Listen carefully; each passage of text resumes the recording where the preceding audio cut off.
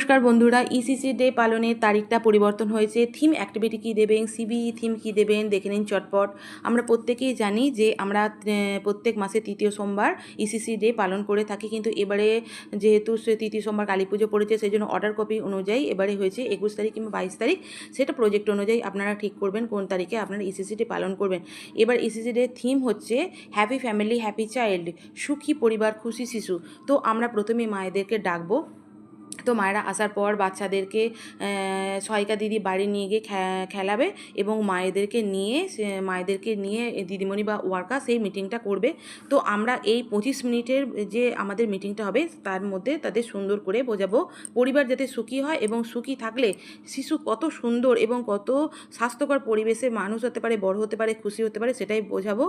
আর সেটা সুন্দর আলোচনার মাধ্যমে আমাকে বোঝাতে হবেই অবশ্যই। আর যে সংসারে ঝগড়া ঝামেলা অশান্তি লেগেই থাকে, সেই সংসার একটা অস্বাস্থ্যকর পরিবেশ, সেই শিশু সেখানে ওইভাবেই বড় হবে, সেটা মোটেই কাম্য নয়। এবার আপনারা কি করবেন না, ক্যালেন্ডার যেটা অভিভাবকদের ক্যালেন্ডার আছে সেটা আপনাদেরকে দেখাতে হবে। এবার আমরা দেখাবো এবং সোম থেকে শনি পর্যন্ত আমরা কি কি অ্যাক্টিভিটি করাবো সেগুলো সুন্দরভাবে দেখিয়ে বোঝাবো।